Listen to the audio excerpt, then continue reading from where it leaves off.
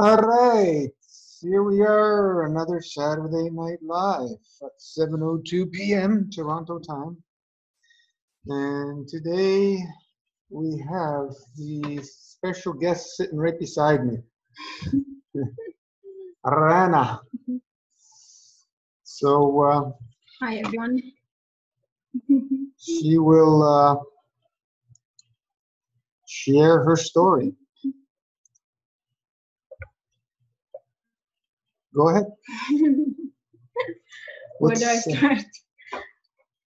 Well, I don't know. How did we meet? Well, we met 2 years ago through one of my clients. One of my clients is actually Gino's jiu-jitsu teacher, and he wanted me to meet Gino because I was always talking about raw foods. I was doing raw foods at that time, and he wanted me to meet him because we have similar thinking. I didn't know Gino was certified by Dr. Morris, and I was certified too until we met. But yeah, so Gino, basically, my client one day came and he was doing the master fast before it was called master fast. It was called Concord grape juice. No, it was called master fast. No, it wasn't. And basically, so basically my client on the master fast, he did 40 days. That's before the Facebook group. He did 40 days, and I saw what came out of him. So I still didn't meet Gino. I heard about Gino from him.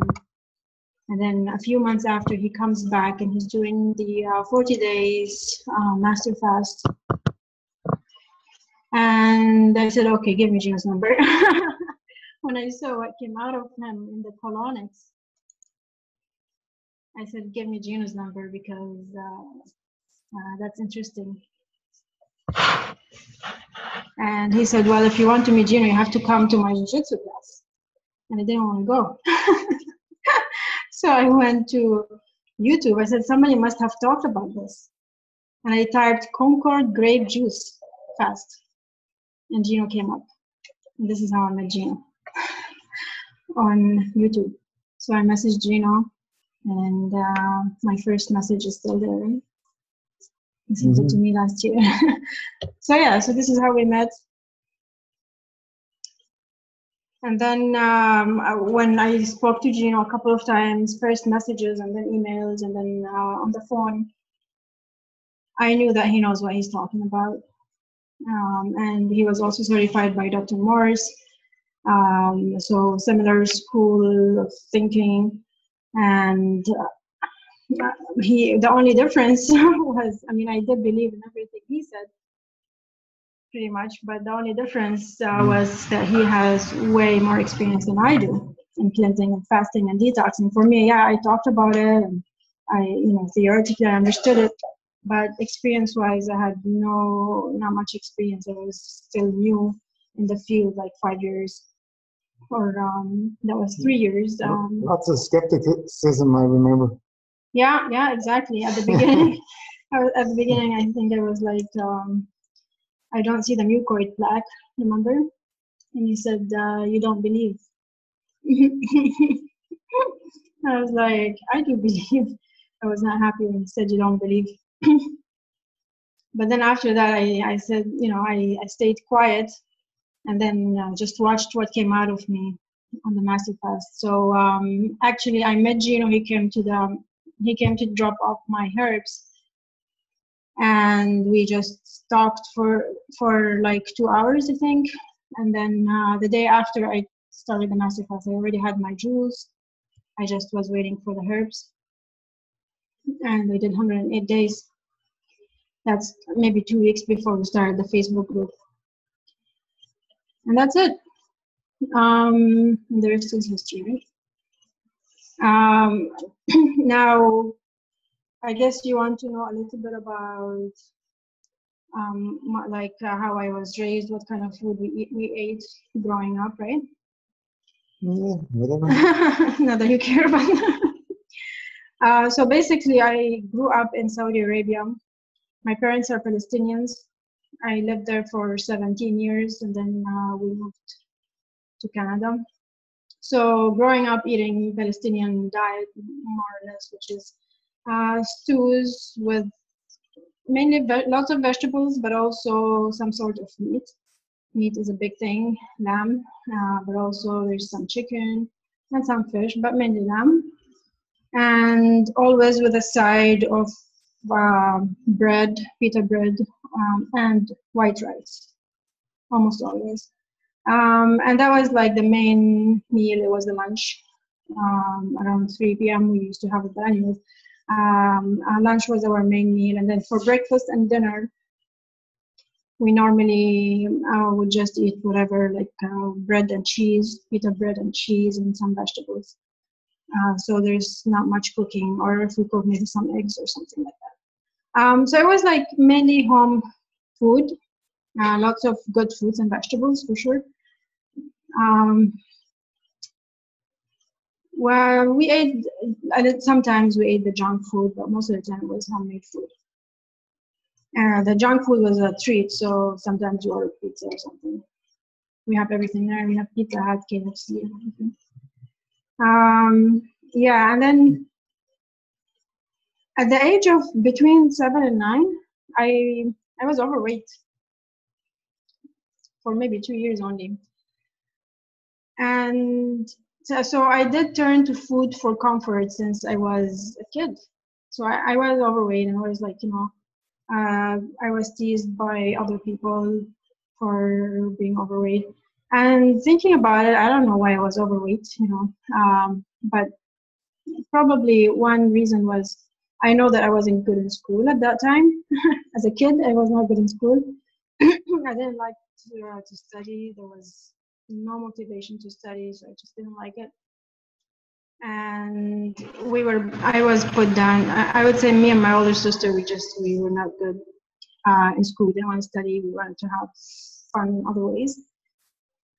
And we were being put down by our parents. I would say, especially my mom, like, being put down and compared to our cousins who were top in school and stuff like that. So that was a little bit, it was kind of depressing as a kid, not being able to do well in school.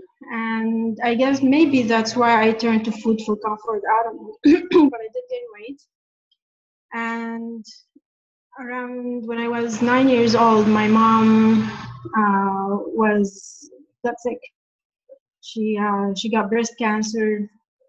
We didn't know what she had, but we knew that she was sick because she was basically lying down on the bed, extreme pain. She went through chemo, radio, lost her hair. We didn't know anything about what's going on, or cancer, or chemo, or anything like that when we were kids. Yeah, but she was in extreme pain. That much I knew. I didn't know she was dying, and had the surgery to remove her, I don't know, one breast or two, I don't even remember. And one thing she asked me, I mean, I loved my mom so much. She was so close. I mean, for me, she was everything. Because my dad was always busy outside the home. So I loved my mom, she was the one who showed her feelings. And she, the only thing she asked when she was sick, like I was desperate to please her in any way, was to do well in school. So I started doing well in school. I became a top student, and I got appreciated by everybody, family, friends, and the teachers, and everybody was like rewards coming to me, And it was so beautiful that I started losing weight. The weight just came off. I guess I was not using food for comfort anymore. I was happier. Basically, all I did was study and pray. I got closer. I became spiritual, so I was praying 5 times a day, basically the Islamic way, and that's all I did as a kid. And then she passed away when I was 11, so 2 years after. she was diagnosed. Yeah, that's basically, I focused on, doing well in school, and food was not important at all. I mean, only for eating 3 meals a day just to keep me going, but it was not used um, for comfort anymore. Now, when I was 17, we came here. My dad moved us here, me and my older sister. He was back and forth, so it was just me and my older sister for the most part. And again, it was very stressful coming here to a completely new culture. And also high expectations of school, especially that was different language, and also fitting in, not speaking English fluently. And when you're a teenager, it's not easy. You want your friends, and you want a family, to support you and stuff like that. So it was a bit tough, but so basically we did the easiest in terms of eating, whatever is, easy, and we did not get into homemade cooking. Everybody was busy. I was studying. She's, or we were partying, whatever, right? We were just busy, and so the food um, wasn't really the best. If something that is packaged looks healthy to me, I would buy it, and that would be my food. Yeah, so that was it. And then my older sister got married, and I was all by myself at home, and with high school expectations. I did turn many times to food, junk food sometimes, for comfort again. So whenever I felt down, again, every time I got stressed, I went to food for comfort. And I would honestly, I would eat until I cannot eat. I cannot put one more thing in my mouth. This is not just overeating. You're sitting down with people. I believe when you are on your own, binge eating, living on your own, and overeating from depression, to get comfort from food, I feel it's very, very dangerous, because you don't just overeat, but you're kind of punishing yourself. So that's, you would eat something and it's not enough, and you eat more, and then it's not enough, and you're trying to satisfy your emotions. So I did go through this many periods in my life, especially after coming to Canada, because nobody's here. I don't have my relatives, anybody to watch, to see what I'm doing. So I'm all by myself. And then, so basically I was in university, and I did an undergrad in science.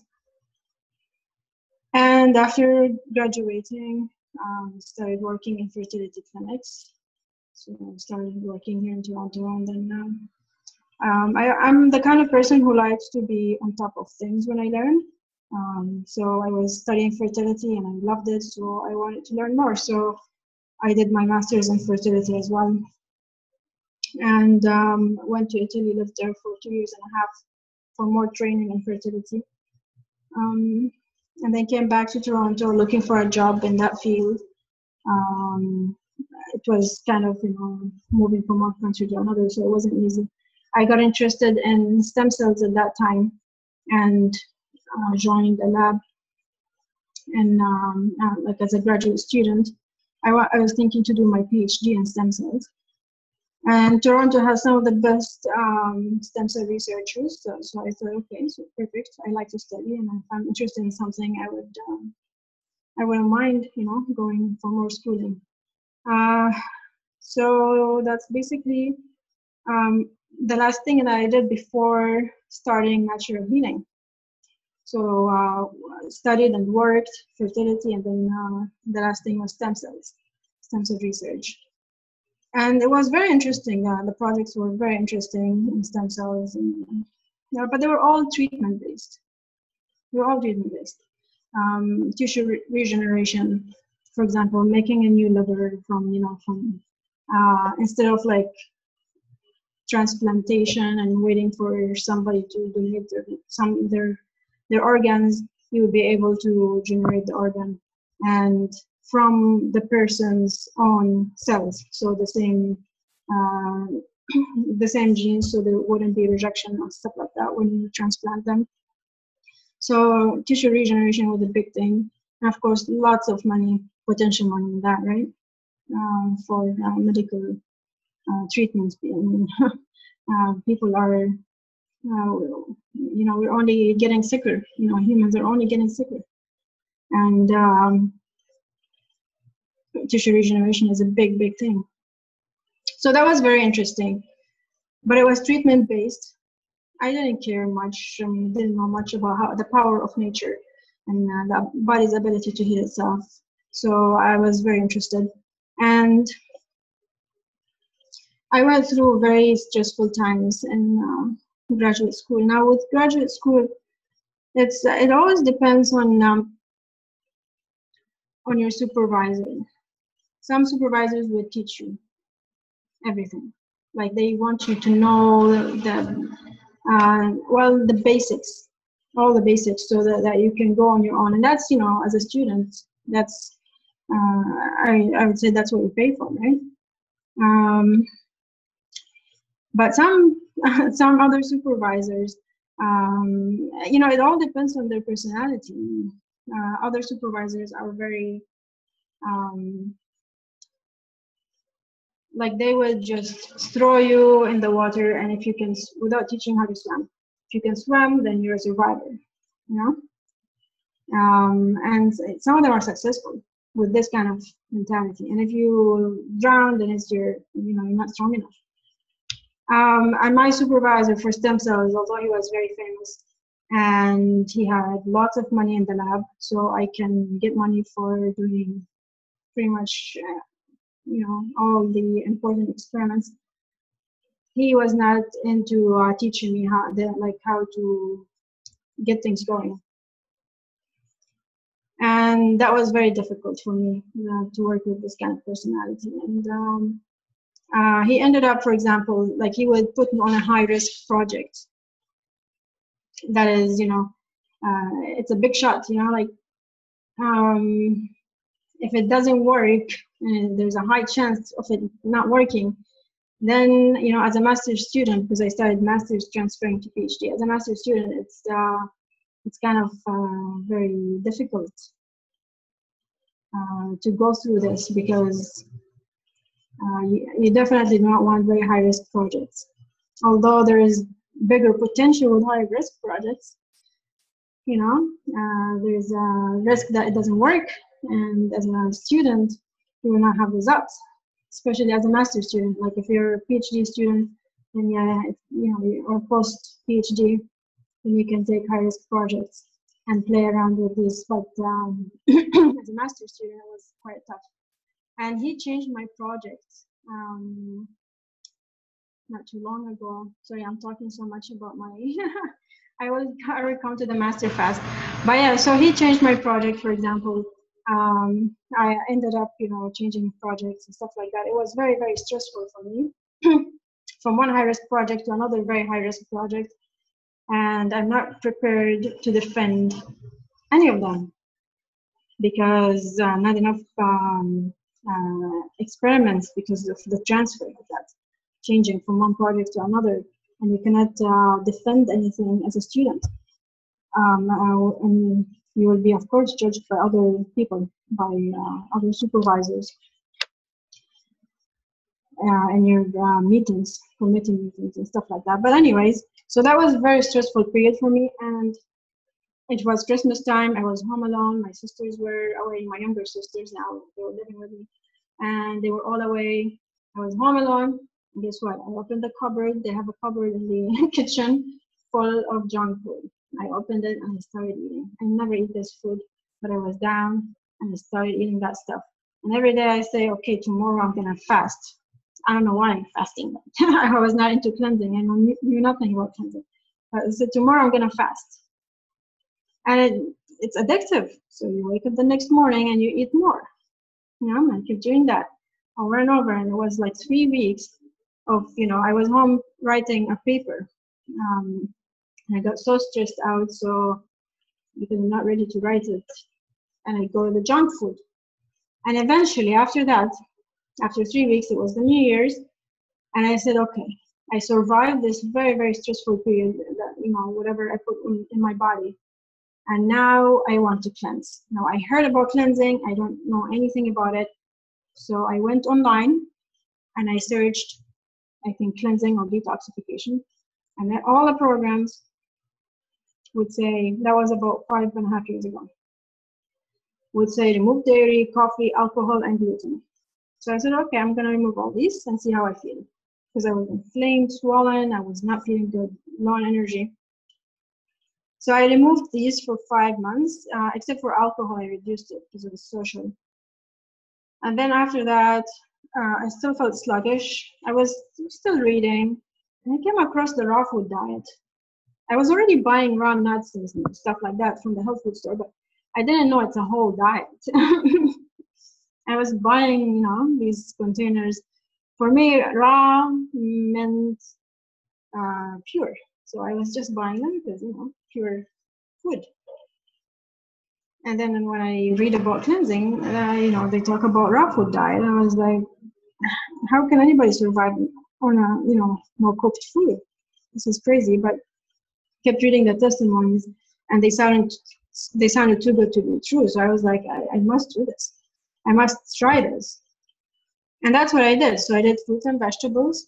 In fact, the first month I didn't know what I was doing. I did also some raw meats. I had no idea I was vegan. So I was doing sashimi. Well, once in a while I would eat sashimi.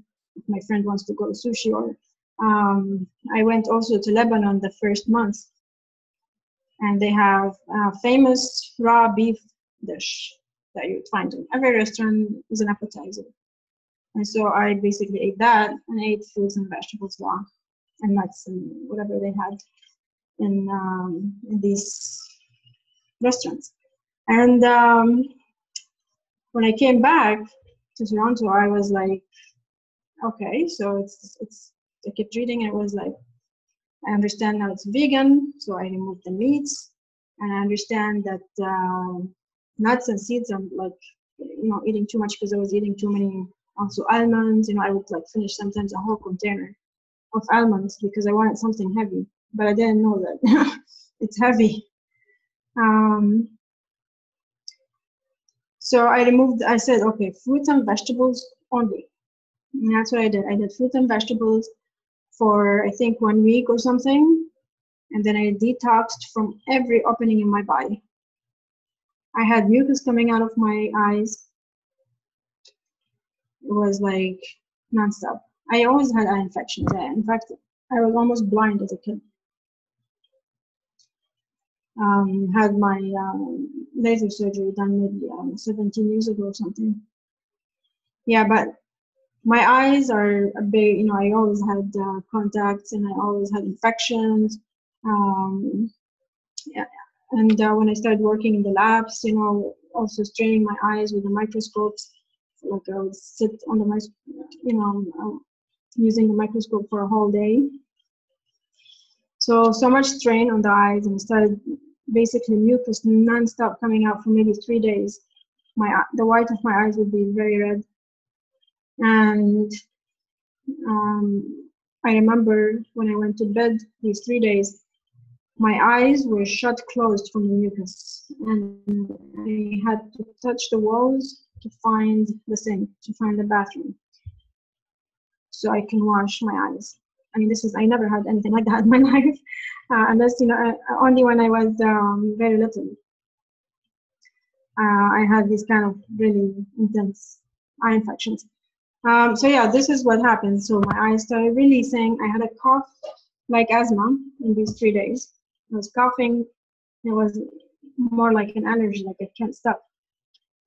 And I had also runny nose. I usually have runny nose in winter, but that was like non-stop. And it was not even mucus anymore. It was like water running down. Like, yeah, it was unbelievable. I could not walk around in the lab without a whole box of tissue. Not one tissue. I had to take a whole box. Yeah, so that was intense. And some people would say, I remember in the lab, you should see a doctor or whatever. I said, oh yeah, don't worry, I'm not sick. I'm detoxing because I'm doing raw food.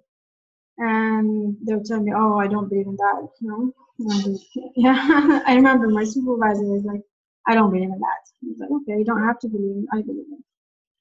Yeah, and then so this is what happened. And when this happened, when I started draining like that from every opening in my body, I said to myself, I believe in this. This works. This is not just something that people are talking about online. This is real. I read a little bit about detoxification symptoms. So I was like, okay, well, this is true. This is not, the body's releasing garbage because I'm doing fruits and vegetables for the first time in my life. And I said to myself, I don't mind eating this way for the rest of my life. Yeah, and then it was easy. When you believe in something, nothing will stop you. I got a little bit frustrated that how, after studying science for more than 10 years, we learned nothing about the body's ability to heal itself by going back to nature. So that was, that was kind of disturbing because it's very basic information. How come these people who are studying, for years don't know these basic information? No money. Exactly. And so my interests, I stopped like reading so much about the project and my stem cell project, and then my focus was like reading about cleansing. I was just so interested. And a few months after that, a few weeks after that, I decided that this is what I want to do. I want to get into natural healing. And I completely left medical sciences. It was a very tough decision because years and years of studying and working, and then you leave it and you start something very different that you don't even, all the schooling, all the money that was spent schooling and training and whatever. Get a refund. Yeah, so it was, I called my dad, he was in Saudi, and I said, I was crying. I said, I hate what I'm doing. Like, it's a strong word, but I did say that. I said, I hate what I'm doing. And I love learning about detoxification. And I was crying, and he felt bad for me because he's far. So he said, yeah, sure, this is, the life shouldn't be difficult or whatever, life is good, whatever. But then when he came here, he told me, what the hell are you doing with your life? Yeah, so he was nice to me on the phone. So it depends on the mood, I guess. But he said, it's okay. Just do whatever you feel is best. So that's what I did. I just left. I started something new. And I told him I want to take Dr. Morse's courses. Start studying detoxification. And that's what I did. I started with Dr. Morse's courses, level 1. And then after that, I did level 2. What year was that? 2015. No, sorry, 2012. When I got into raw food. 5 years ago. Yeah, so I started with the level 1, and then I think level 2 I got it 2013. And then I also shadowed him. I went to his clinic before level 2. I stayed with him for 2 weeks in his clinic, watching him basically work with his clients. It was very, very educational. It was really nice. He's a sweetheart, just like He is on YouTube. Amazing guy. Yeah, so I did that, and I remember, before I went to Dr. Morse, I emailed him, and you know how he answers in YouTube to the emails. And I asked him, what do I have to study to do what you do? Because, coming from all this, studying and degrees and all that, I felt like, I'm sure, it would be best to be certified, like I have another degree to be able to, so you can get respect from people. And what did he say? He said nothing. He said nothing. What is that? Yeah. So he's I'm sorry, guys. Just 1 second. Go ahead, keep going. The computer wants to do an update, don't worry. Just close it for now.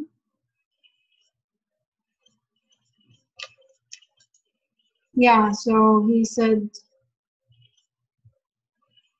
you don't have to study anything. He said, in fact, if you study naturopathic medicine, you will be restricted. You will not be able to work as freely as you would if you are not certified or if you're not. Okay, let's do it tomorrow.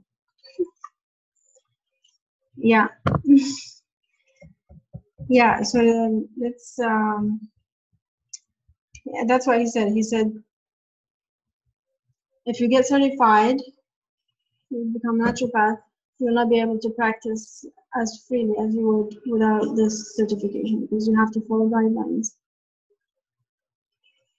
And another thing he said, well, you can take herbal courses and you can take whatever can help you. So this is what I did. I actually studied at the same school Dr. Morse got certified as a herbalist, Dominion Herbal College in BC. So I got the herbal course, I got the iris analysis course, and I also, at the end, I did colon hydrotherapy. I was not into colon hydrotherapy, but Dr. Morse isn't a big fan of colon hydrotherapy. Not fan of enemas either. Yeah. Yeah, so I studied colon hydrotherapy as my last course of these different natural healing courses because I wanted to start working somehow. And it's kind of, I just didn't see it. How am I going to work with people? Why would somebody come to a detoxification specialist when there's a when there's a medical doctor, there's a nutritionist, there's a naturopath, there's a dietitian, and these guys are like, have done so much schooling. Why would they come to somebody who studied, very few weeks of detoxification or whatever, right? It's yeah. So I just didn't see it, and so I thought maybe the colon hydrotherapy would help me a little bit. So that's what I did, and I got certified by a clinic here. And right away I asked them, "Can you guys take me?"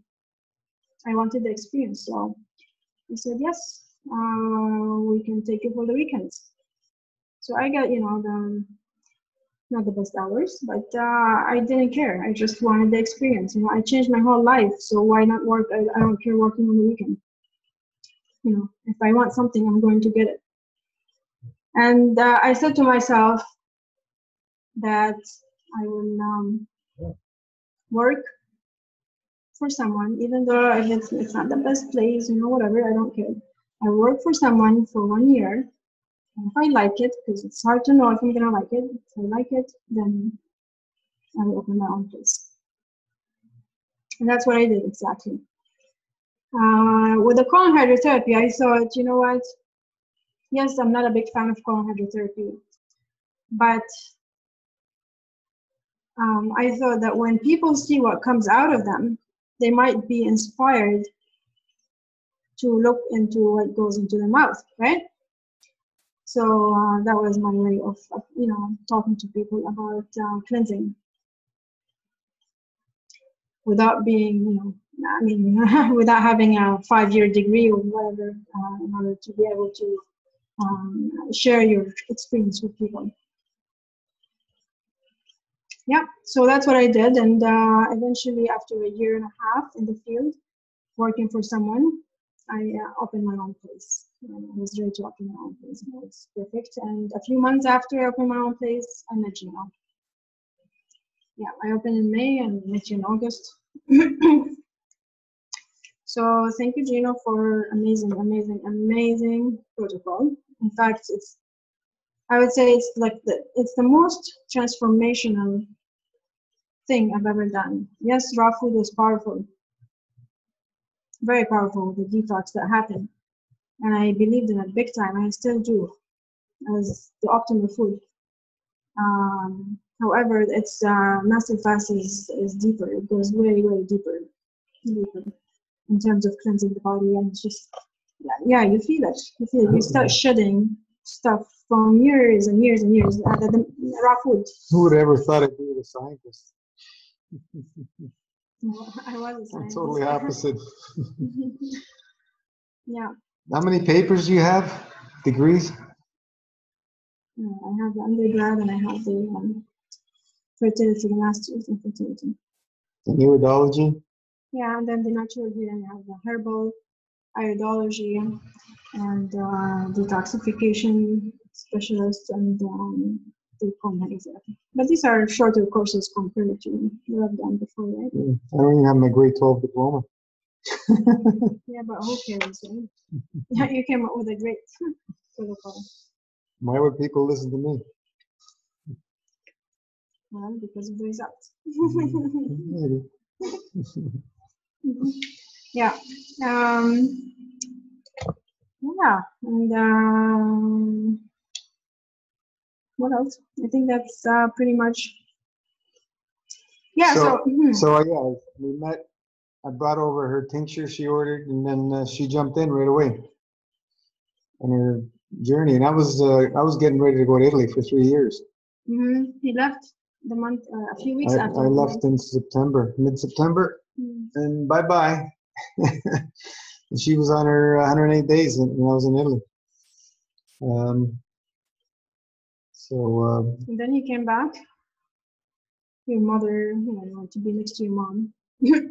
Yeah, my everything changed. My dad passed away. I came back early, 8 months after. But, she came to visit for me. It was at Christmas time, a couple of weeks in Italy.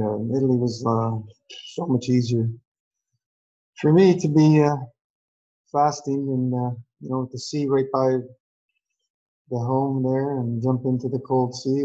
That's one thing I really miss.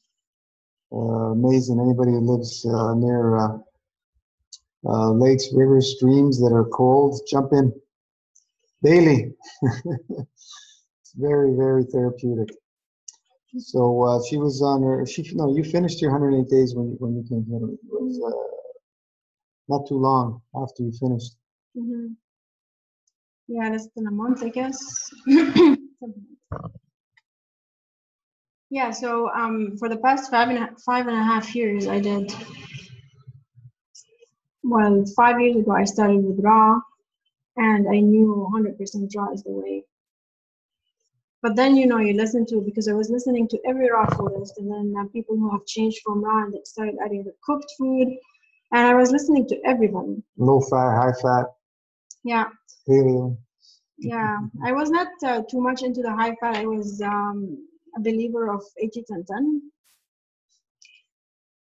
Like basically fruits and vegetables, but I started getting into listening to people who are eating the cooked, right, like the grains and the potatoes and all that stuff, and I was like, okay, well, maybe I am being too strict, so maybe I can introduce it back into my diet and enjoy it again.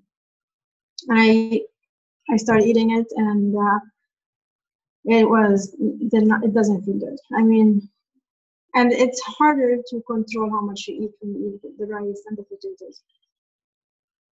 Now with the fruit, yes, I still overeat sometimes because I always had this still overeating like not completely satisfied, you know. But with the fruit and the vegetables, the raw, it's higher in water volume, and so it will fill you up more compared to the cooked, let's say, rice. So if you're used to eat raw food and you go back to eating rice and potatoes, you're going to eat, in my opinion, you're going to eat much more. Because it's great. And it's addictive too, right? But it really doesn't feel good after. So I knew, like, you know, I see many people who say, oh yeah, I did the cooked food and it feels good. I knew it. I'm not gonna lie to myself. I knew that raw, 100% raw is the way, like my best feeling. And yes, the rice tastes good, the potatoes taste good, but it doesn't feel good. And so I kept going back. So 100% raw, and then I go back to eating cooked, and I would overeat and cooked, and I would gain weight on cooked as well. It's addictive, and it's smaller volume, but like much more denser calories or whatever, right? And it was like, yeah, it's just not very pleasant. So I knew that raw is the way, so I kept going back and forth between raw and cooked for 5 years. You even questioned the cooked juice. Yeah, definitely. Yeah, because I believe that the best is raw, right? So my first question was, why cooked juice? But then there was nothing to explain. So I was one of the first people to ask this question, I guess. Even after you seen what came out of Ryan. Well, it's true. Yeah, it's true. Mm-hmm. It's okay. It's good to question at the beginning, I guess. Yeah, I always question. Yeah, it's interesting. Okay, so I started my first master fast, 108 days, August 2015, so almost 2 years ago now. I did 1 colonic per week, and I had tons of mucus come out of me. A lot of mucus. I've never seen any of my clients release this much mucus. It was like thick, fluffy, like slug looking. Some of it would be like that long, coming out like on the tube. Non-stop, and I'm thinking, like, I kind of lost faith. That's when I was questioning the master fast, you can say. I was like, am I producing this? That was my question. Am I producing this? Because where is it coming from? I am like, it's unbelievable, but it's just non-stop. And yeah, it was really, really unbelievable. As a colon hydrotherapist, to see this stuff come out non-stop like this was unbelievable. And actually, my biggest release was day 108. And I remember I posted on the Facebook. I was the first one to finish 108 on Facebook. And I posted, I just finished 108 days. I did a colonic, and I had the biggest release. So I am full of shit. So this was my post, I remember. It took me years to get rid of that mucus. Years. Good 4 to 5 years into raw foods. Finally be free of being mucused up. It's crazy how much how much the body holds on to. It's hard to even comprehend.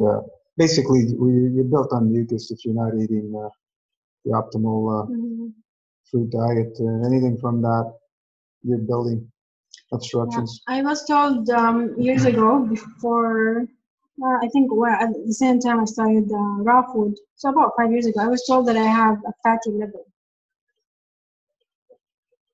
And I asked my doctor, why would that be? He said, well, maybe you drank too much alcohol on the weekend or whatever. But it's, you know, the liver wasn't happy, that's for sure. And I think my liver hormones were also upside down, they were higher than normal. So the liver wasn't happy. And also my thyroid, I have, or I had, I don't know. I don't really go to the doctor anymore. It's been 2 years, but I had Hashimoto's, diagnosed maybe 10 years ago. But I always had a big knee, so the cyst was always there. And my thyroid hormones were always on the lower side, not so low that, well, my doctor is a nice guy. I think he studied in Hong Kong or something. He's older, so I don't think he's not the kind of guy who just prescribed medicine. Maybe other doctors would have prescribed. So he said, he told me, well, if you feel tired, if you feel like you're gaining weight, and if you feel this and that, come for a checkup, because maybe your hormones will, are very low. So we just want to keep an eye on your hormones. And I was thinking to myself, but I always feel this way. I always feel sluggish. I always feel tired. I always feel I'm gaining weight and losing, like, it's just, yeah. And I remember going to him always bloated, one time I went to him just for that, just for bloating. He said, I cannot take it. I'm like, I'm so bloated. I don't feel right. There's something wrong inside me, in my abdomen. And I think he went and took me for ultrasound, abdominal ultrasound, and they couldn't find anything. And he told me, oh, don't worry about it. It's just stress. You're stressed. And I'm thinking, okay, what am I going to do if I'm stressed? Like, what's the solution? So, yeah, he basically gets sent home. There's no answer. That's basic stuff. That's your abdomen. I mean, we all know what's, what causes indigestion and things like that. That's basic stuff. Okay. So You finished 108 days. yeah, and what I loved about the 108 is that, well, I can't say enough good things. I felt amazing. I felt my hair got better, my nails got better, my skin got better. And by the way, all these things, like if I'm on the master fast and I get off it, if I'm not eating well, things reverse. And then I go back on the master fast, I come back, these benefits come back. So my nails get better every time I go on the master fast. My skin gets better, my hair gets better. Cellulite goes away, stretch marks fade. I mean, I have a stretch mark on my thigh. Every time, I go to the bathroom, I see it. It disappears when I'm like maybe 1 month, 2 months into the master fast. I'm looking at it, I'm like, my God, it was there. It's down, it's going away. And that's, stretch marks. People do surgeries for stretch marks because there's no solution. Yeah, and creativity, productivity at work. I'm way more productive when I'm fasting. You don't need as much sleep and you have more energy. The sleep thing varies, maybe it takes years for the body to need less and less. But yeah, for the most part, I guess it's good sleep, at least, and good dreams. No cravings, which is amazing. No hunger. Food is the last thing on my mind when I'm fasting compared to when I'm eating. And that's a big, big thing. Freedom. Really, freedom from everything. From grocery shopping, well, from thinking about the food, grocery shopping, making the food, eating it, digesting it, and eliminating. My God, it's like, it's our whole life. And of course, you save money when you're fasting. When I do long fasts, if I do 40 days or more, I'm like, what am I going to do with this money? Let's plan a trip or something, it's nice. It's nice. It's rewarding in every way. And of course, there is also the emotional release and balance, I guess also it takes time, because emotions are really deep. But definitely when I'm fasting, my emotions are much more settled than when I'm eating. Especially when I'm overeating, not feeling good. Yeah, and another good thing about the master fast, I got into, the Facebook group is amazing because, I thought I was learning fast, in the past 5 years, but my learning has accelerated big time from the Facebook group, because we're all there, now 20,000 people sharing some of the best in cleansing and detoxing, coming together, sharing all kinds of information. And, for example, breathing techniques, I believe I learned the absolute best breathing technique out there, because we're sharing the information. And I'm practicing it now. That's another thing, on the massive fast, I love to have my routines, my good habits, like breathing exercises. I feel amazing when I do them. I get into doing regular castor oil packs, massaging my kidneys, everything, and colonics. Now, the negative thing that I can say while I was on the master fast, the 108 days, was the criticism from other people. Yeah, especially family, friends. I mean, it's really, it's quite disturbing. When you are feeling amazing and I released a worm, after I think it was a 60-hour dry fast. I was aiming for 72 hours on my second month. And remember, Gino, like you were in Italy, and I called you. I said, I cannot, I'm really, really weak, and I cannot go any further. And you said, do an enema, and I said, I cannot even do an enema. And then you said, okay, fine, break it. I break it, and I go to the bathroom an hour after, and the first thing that comes out of me was a worm. And the smell was like what came out is just deadly smell. The smell it's just unbelievable what's inside the body. So I was missing worms as well. I mean, not so many that I've seen, and I don't really dig in, so much. But in the colonics, I get to see what comes out. It was mainly mucus. I didn't see like that long, mucousy lines like the worms. Yeah, but anyways, we're full. I probably have lots of the smaller ones, the microscopic parasites that come out in the form of fluffy mucus. And Speak this way. okay. We can't hear. Okay. Yeah, and so the rapid weight loss, that's the big thing that was very negative for me on the master fast.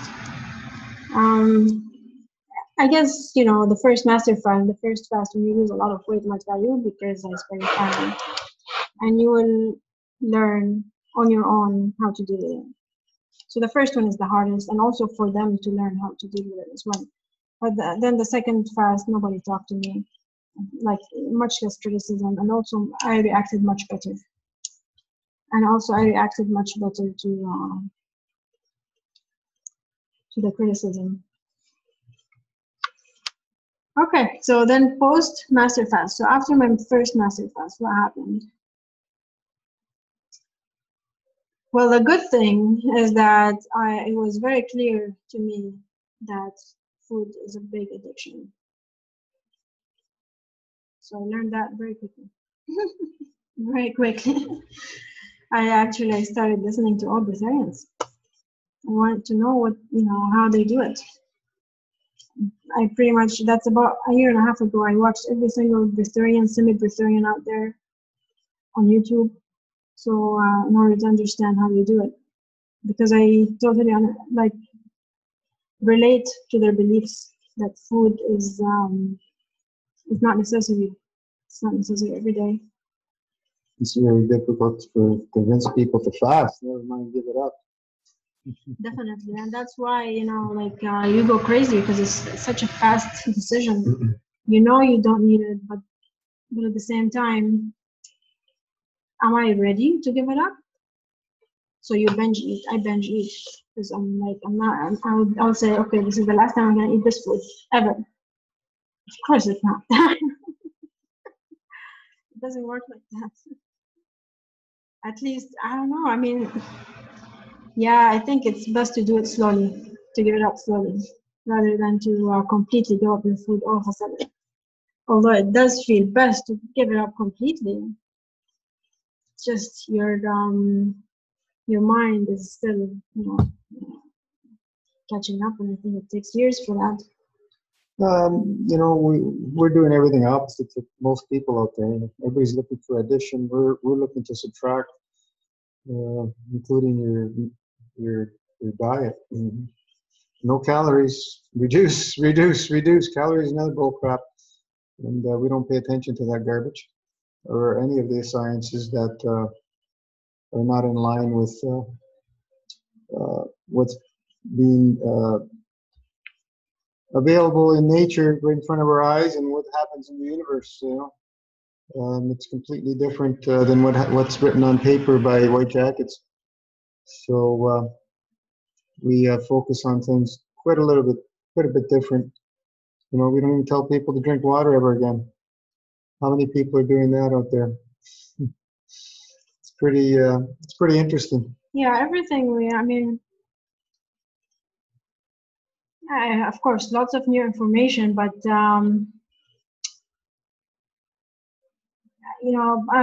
after the massive fast, going back and being comfortable with food again is like, it's not easy.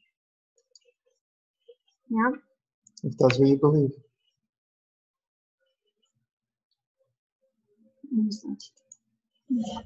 Okay, so yeah, so being comfortable with food again is not easy. If that's what you believe, well, I don't believe we can change our beliefs very quickly. It's possible, but most of us, want time to change our beliefs. It's for most people, it takes time to change our beliefs, and it's okay. Why rush? Keep improving. Keep improving. Keep take a few steps at a time. As long as you don't give up, you're moving in the right direction. Exactly. Yeah. So I, after the master fast, after 108 days, I knew that I was using food for comfort. And I knew that I was addicted to the food. It was not satisfying. It doesn't matter what I ate. And in fact, I ate food that I never thought I would ever eat again. But I ate it. I guess because I wanted to see, is it gonna satisfy me? Of course it didn't. Now, the negative thing after the master fast is that it was, and I'm sure many guys can relate to this, it was a very dark place. It's always very dark when I am, eating clean or fasting for the most part, and then binge eating suboptimal food. I feel it, everybody would, coming out of a long fast, your body is much cleaner, and then you go back to your old habits. Yeah, it's not an easy place to be. We feel, and some people get more overwhelmed than others. I guess I am one of these people.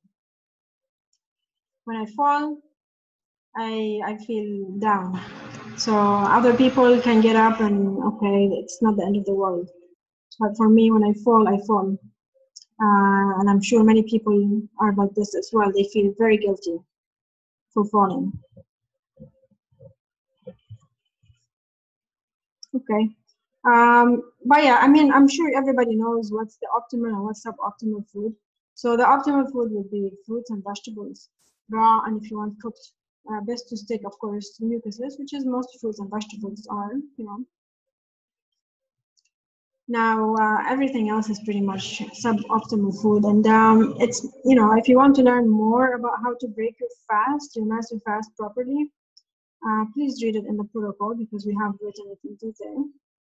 I have done mistakes and I don't even want to talk about them because I don't want other people to listen to them and think if I have done it, then they can do it too.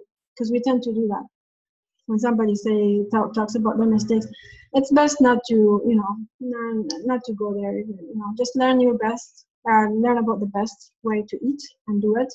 And if you don't do it, just take the responsibility for it. It's our responsibility. I took full responsibility for every decision that I made.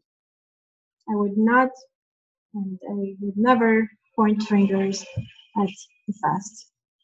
If anything happens to me, it's because of eating, not fasting. It's because of eating. If I don't feel good, it's because of eating, not fasting. Because of how toxic my body is, because I have put my body in this toxic phase. Okay, so for a long time, so since it's almost 2 years now, I've been back and forth between master fasting and overeating, not so often with food. So I didn't find balance until I did the master fast weekly. So master fast weekly, which is I do basically master fast complete protocol Monday to Saturday, so that's 6 days a week, and then Sunday I would eat. I did that for 94 days, and I felt like after the first 3 weeks you want to stay on track. You might get distracted and say, oh, I ate last week, so I might as well eat. So you get off the routine, but do your best to stay in the routine. And I would say after 2-3 weeks, you'll feel comfortable. And the longer you do it, the more comfortable you become with it.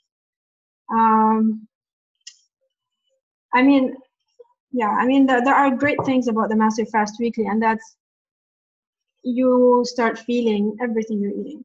You felt it before, I'm sure, when you broke your Master Fast, but so you feel it again now. But now, well, first of all, the fast is not that long, so you're not going to I guess you're not going to like 6 days ago, let's say you're eating and your body is not that clean yet. So, yeah. You will feel everything, that's for sure. You're going to feel everything. I would say the longer you go on the Master Fast Weekly, the more you will feel your food. Okay, maybe the first few weeks you're not going really, you can get away eating something with oil or something like that. But later on, you will feel it. You don't want to get into eating heavy food. It will become deeper and deeper. Yeah, we decided to write out the Master Fast mini options because they were always there. It's just they weren't written down. Once we laid out the main protocol and the hybrid, I figured everybody should be able to figure out you can do whatever you want with this. It's not written in stone. So then we seen how people respond and stuff, and we decided to spell it out and give people a visual of all the different options, the weekly and all the other ones we wrote out, which are on the protocol now. It's good to have structure, that's for sure. It's good to have structure. We help each other, this is what we thought of, but of course there can be many other ideas that people can do on their own as well. And we're all learning together. This is something new that I did for the first time. Still experimenting with it. But yeah, so the Master Fast Weekly is amazing because you will feel like you're almost on a full Master Fast. And then you eat, and then the next day I have to do a colonic in order to feel clean again. Yeah, so the colonic is very important for me. Otherwise, I feel sluggish or whatever. Yeah, so colonic is important to get rid of as much waste as possible, and to get me back into the master fasting mode. So that was not bad. I have to say the colonics were extremely difficult after eating one day. I had so much stuff come out after eating one day. I've done colonics every Monday, basically. I did Sunday and I do the colonic Monday morning. And the colonics were very challenging compared to when I'm only fasting or when I'm only eating. For whatever reason, and the stuff that came out was like a lot of stuff came out. So the body doesn't love it so much, the colonic, it doesn't like the colonics, that's for sure. Um, You were doing 2 days a week dry. yes, I was doing 48 hours dry, and it felt great. It was so easy. And I was doing 72 hours of a month. So we don't suggest that for newbies. 72 hours a month. I mean, in the protocol, we say do your best to go up to 72 hours a month, right? And then the good thing is that you train your body to fast and eat and fast and eat and fast and eat. But by the time it comes to, Sunday comes, yeah, I'm looking forward to eat, just because my emotional attachment to the food. So it satisfies the emotions this way. So you're satisfying your physical body by fasting, but then the emotions as well are satisfied because you're not completely removing food from your lifestyle. It would be nice, but I'm doing it slowly, basically. So the cravings, the cravings were completely gone, just like on complete massive fast, full massive fast. No cravings on the massive fast weekly. And another good thing is that you cannot overeat when you do massive fast weekly. Your body doesn't allow you. Why are you smiling? You listen to your body. Yeah, yeah. So basically, yeah. So I mean, if I overeat, I feel it. But most of the time, honestly, compared to what I used to eat, it is nothing. I used to eat much more than this. Even if it's a lot, still I used to eat more. So definitely, you cannot overeat like you used to when you break your fast. Usually, I mean, I don't know if you guys have done the master fast and then broke it. So when you do the master fast and break it, usually you're not gonna binge eat on the first day, right? You might binge eat on the second day, but not the first day. The first day your body says, that's it, enough, So it's nice because you will get to feel your body. You get to listen to your body. Now the thing that the negative things about the master fast weekly is that sometimes I didn't move my bowels on that day, on Sunday. It would move every day almost, Monday to Saturday on the master fast, but then Sunday I eat and it's not moving. Unless I eat something, very light, I would say like watermelon. Watermelon, within 2 hours I move my bowels. Other fruits, I guess. But when you have vegetables, I think it kind of constipates. So you'll feel constipated a little bit, but only for one day. The next day I do the colonic and I get rid of it. Another thing, as I said, negative thing is that the colonics are very difficult. Now I do recommend definitely that if you do the massive fast weekly that you do the colonics the day after. Colonics or, of course, if you can afford it, do enemas or polygons. Another thing about the massive fast weekly that that is not awesome is that food wasn't satisfying all the time. Like I would eat maybe one or two, and I'm like, I don't like it. This is not worth it. Fasting all the week and then eating this, it's not worth it. I don't know. Even fruits, like I was not satisfied with almost anything. Like not so much in love with my food anymore. I guess it teaches me that food is not the way to go. It's just a taste and I have a bite. Okay, something tastes good. I eat it, but then okay, then what? I'm eating extra because I'm just finishing my food. I don't need it. I don't.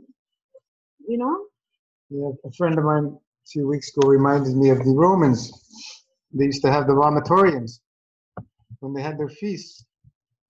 They would eat and eat and eat and then throw it up and start all over again. So what are you doing? It's all about the addiction to the taste. The feeling of filling yourself up afterwards is horrific. It's the taste we're addicted to. So you might as well just pig out and go throw it up like they did. Yeah, this is called Because, bulimia. well, it's called bulimia, but that's what they were doing. That was the part of their society, vomitoriums. Wow. Wow. And you know, this is how insane we've been addicted to food for so long. This is the enslavement. The first enslavement to humanity, I believe, is the food, and then came the paper right after that in all forms. You know, money and laws and so on and so forth. But the food is the first enslavement to us in this physicality. I definitely know that our body was never meant to eat physical foods. I have no doubt. And we're showing everybody that this is true through Master Fast examples of people's experiences. You know, if the body heals without food, then why are we eating? It's so much of an illusion. It's so ingrained in us. It's such a belief system that we believe we need food. We need food. And we'll starve to death if we don't have it. So slowly, we need to train ourselves to reopen the truth of that freedom that we don't need physical foods. We have everything within, just like the stars, the planets. You know, they're moving continuously. They have no motors, no fuel, no wings. Continuously, that energy is moving. What's feeding them? Once you understand that, you understand that the human body is built on the principles of the operations of the universe, and you don't need any fuel because we have everything in an infinite source, an abundant source. So this is what we're doing with Master Fast. We're retraining ourselves to go back to where we came from. We're in a physical, we see ourselves in a physical form, but it's furthest thing from the truth. A rock is a really heavy matter state, but the human body, animals, plants, we're in a very highly GAN state, we call a very strong plasmatic state. It's a semi-matter state. It's not a full matter state. So we've been duped that we're led to believe that we're a complete matter state. But if that were true, then when we go to sleep at night, you know, how can we be traveling throughout the stars? You know, we're much more than what we're led to believe. So, you know, there's lots there, folks. You know, everybody's on these health bandwagons. You know, you got to eat this, and that, and you got to eat so many calories, and you got to have so many minerals and vitamins and enzymes and probiotics. Blah blah blah blah blah blah blah blah blah. It's all verbal diarrhea to me. Verbal diarrhea. Don't pay any attention to it because it's all an illusion. And it's all designed to keep you enslaved. All of it. All of it. It's all designed to keep you enslaved. Once we learn and we break free from that, you will taste freedom, folks. You will truly taste freedom, especially once you've done a few Master Fasts and you become adept at the long dry fast. You'll understand what we're talking about. And slowly train yourselves over the few years go by and get into this. And then you'll see and taste freedom, true freedom, where you have absolutely no desires for anything. Zero desires. I mean, absolutely zero desires. You know, it's hard to comprehend until you've experienced it. But this is where we're going. This is what we're teaching. You know, if you're going to eat fruit, it's the least obstructive. But you overeat fruit, you're still going to have issues. That's where we're going, folks. Yeah, we do it step by step, you know. Yeah. It's okay. It's so much of opposite of what everybody's teaching. And this is where it's a shock where people are coming to the page and they're really trying to wrap their head around what is this Master Fast. It's already crazy, 108 days without food and blah, blah, blah. But then we're even going into other realms where everything's possible with absolutely nothing. Master Fast is a glorified dry fast. For those of you who haven't heard that before. And yeah, we're all learning and, you know, we're all evolving. Yeah. This is why we're here. It's not going to be an overnight thing for most of us. Yeah, you know. It might be an instant thing for some people, but for the majority, years, I would say, for me at least. Even the breath, we're breathing too much. And that's, you know, we're drinking, don't drink water. You know, now we're even pushing. We're introducing to breathe less. Yeah, but that's practice again and takes time for you to be completely comfortable with breathing less. We're breathing too much, folks. We're taking in too much air. That's Yeah, the information is all out there about this. the yogis, the Vedics, all do this stuff. The less you breathe, the longer you live. Like turtles, I can't remember what their breath is per minute. It's very small. I don't remember, a couple breaths per minute or something. And they live very long lives. And when you get like a carnivore is breathing much more than we are, and their lives are much shorter. So this is why we're just throwing it out there that even the breathing, the breath, we're breathing too much. Just like we are eating too much, we're drinking too much. Now we're introducing and bringing it forth more and more that we're breathing too much. It's a lot of information, but as we chip away, as you practice, as you keep Master Fast part of your lifestyle, these will come clearer and clearer to everybody. The few of us understand what I'm talking about out there, because we've discussed things, and they understand as time goes on. This is where we need to go. Stepping one foot in front of the other. We're not rushing. Nothing is ever going to be accomplished by rushing, but we're moving at paces faster than I've seen in any other alternative health systems out there. So you did 108 days, first one.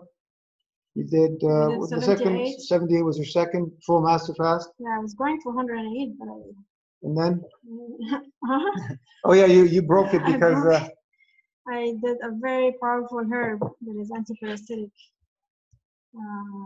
and it's not only parasitic; it's a very lymphatic mover, and it's very powerful.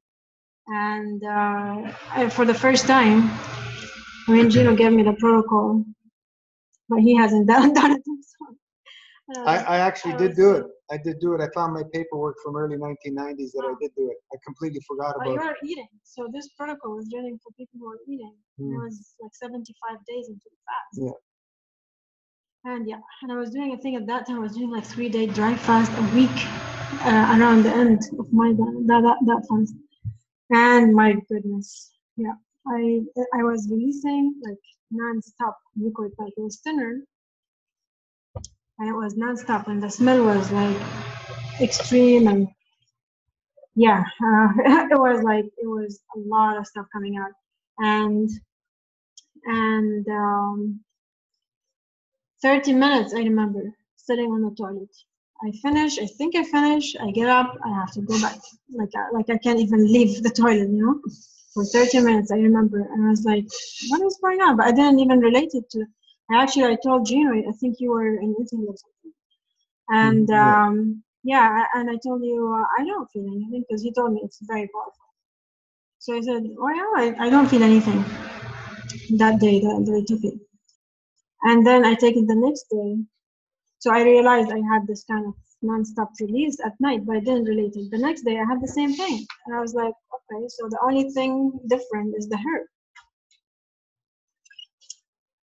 And then I wanted to do it again because the protocol says 3 days. So I did it again on Monday, and it was working. And I was having like almost like fever symptoms, hot and cold, and like I feel like I want to faint almost. And I just went to a raw food place next door and I ate a salad. One thing. You don't want to break your fast like that. One thing came to mind. When people make these comments that herbs don't work, give them a strong laxative and ask them the next day if their herbs work. Yeah, that was very powerful. This wasn't a laxative, it's something very powerful, but anyway. Okay, and so another thing, so I did 75, and then I broke it, and when I started eating, I broke it with a salad. So I started eating not so optimal that time. I thought, okay, well, I might as well eat salads if I broke it with a salad, And then, the salad did stop the fever feeling, the symptoms, but it definitely wasn't a good way to break my fast. Another thing, after that, I did 45 days. That was last summer, and then 21 days in the fall. And then I was just, kind of Yeah, I wanted to find my way to make it a lifestyle. And then finally, in December, I started the Massive Fast Weekly. But then I broke it after 2 weeks. And then again, I did it in March. And I believe for me, it's the only way. I don't see myself eating every day. It's just, I They don't don't teach that. not even dry fasting 1 week. In fact, I don't like to dry fast when I'm eating. That's me. Yeah, if I people, like to drink and like with a clean body, dry. if you're gonna come to Master Fast and plan on going back to eating 7 days a week, it's better you don't do it. Go do something But that doesn't have power. even 6 days a week, I could not do it. Maybe the Master Fast hybrid. It's like you want to be very disciplined. This is the thing. I find that when I eat, I I got to be way more disciplined than when I fast. It's a headache, so it's much easier to fast. So You that's said why. the opposite. You're more disciplined when you fast than when you No, eat. you need more discipline. Oh, you need more discipline. You need more discipline when you are eating than when you're fasting. So why? Why do I need to go through this? I'm free when I'm fasting. I don't need no discipline, nothing.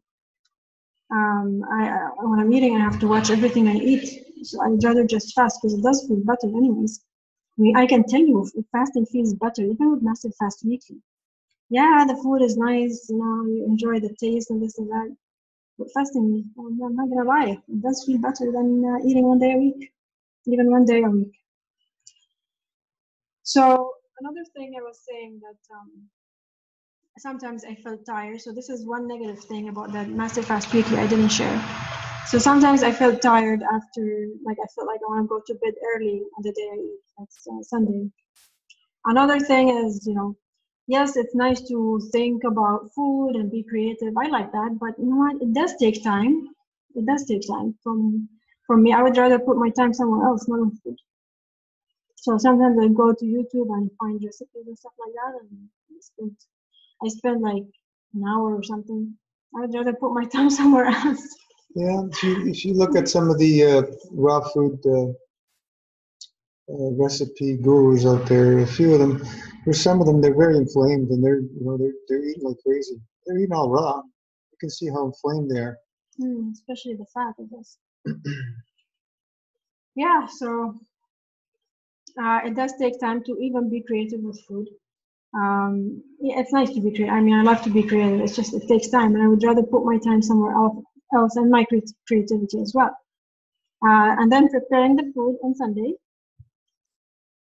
and then was preparing the food, eating it, well, buying the food, preparing it, eating it, digesting it, eliminating it. That takes way too much time and energy, and it's so unnecessary. I mean, it would be nice one day to change that 1 day of eating to 1 day of fasting. So become liquidarian, basically. I'm sure I have thought about it way too many times during the Massive Fast routine, and it is very appealing. But you know what? I'm going to take it easy because the emotional attachment to food is still there. The solution's around the corner for everybody because this is where humanity's going. The first step is stop eating all animals. And the second phase will be to stop eating all living beings, all plants, and so on and so forth. It's moving in that direction very quickly. You can see what's happening. I've been following breatharianism for many years now. And in the last couple of years, it's gotten a lot bigger than it ever has been. It's just going to continue going that way. And that's the third phase. And then the fourth phase is to stop breathing. That's getting to complete plasmatic energetic field interactions. You don't need any air either. That's way over most people's head. Let's stop the food first. Yeah, but, just putting it And out then we there. stop the liquid, and then we Putting stop it out the there meat. because this is where humanity's going. This is the only way we're going to move into peace. You have to stop eating all animals, and then we got to stop eating all plants. We can't get into a peaceful state throughout the whole planet, Mother Earth, until we stop eating other beings. Because at the soul level, we are all equal. Basil plant, an aloe plant, fruit tree, they all are equal on the soul level. It's all, we all come from one creation. You know, I've got a lot of bash from people for saying these things, and it's okay. They're not ready for this stuff. But it's coming. It's coming very quickly. You didn't stop eating meat for the ethical part. Not originally, no. Me neither. No. It is but then it came to that with the awareness. No, not with just becoming aware. Yeah. It's the common sense. Why is it okay to eat a cow and not a dog? But some places do eat dogs. I'm just giving you an example. Where we grew up. We ate horse meat growing up. That's crazy for some people to think about it. Just like we bless the plant before we pick the leaves or whatever, we bless the animals. So what's the difference? There's no difference. There's really no difference. I mean, in Islam, the way when we grew up, the way animals are eaten, they must be sacrificed. So there is a prayer said before they kill the animal. Yeah, I guess people don't do that when they mass produce as well, But there's a sacrifice, and it's beautiful. Are you listening? Yeah. So there's a sacrifice, whether it is the plant or whether it's the animal, whatever it is. You sacrifice, you pray, you bless it, you do what you want to do. It's a belief. If you believe it's okay, then eat it. For me, I believe animals are not my food. If they were my food, I would be the first one hunting them, sacrificing them.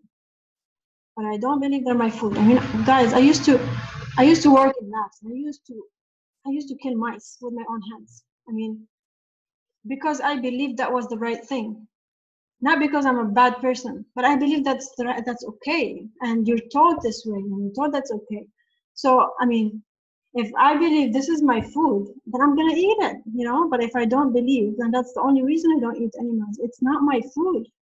If it is my food, then I'm gonna die if I don't eat it. I'm gonna eat it, God, I'm sure God gave it to us to survive, if it is our food, But I don't believe it's our food. Okay, so another thing about the Master Fast weekly is that I lost a lot of weight. Okay, exactly like on the Master Fast almost, the complete Master Fast. So I kept losing weight, losing, and then I got criticized again by my clients and by my father, who doesn't live here. One time he called to say hi, and then he said, "I heard you lost weight." I was like, "How did you hear?" He's like, "I saw a picture on Instagram." I don't know how he doesn't have social media. He saw the picture on Instagram, and it was like my birthday last month. And I said, yeah, I lost weight and I feel amazing. He said, "Well, people say you look sick." I said, "Do you want me to live for the people or for myself?"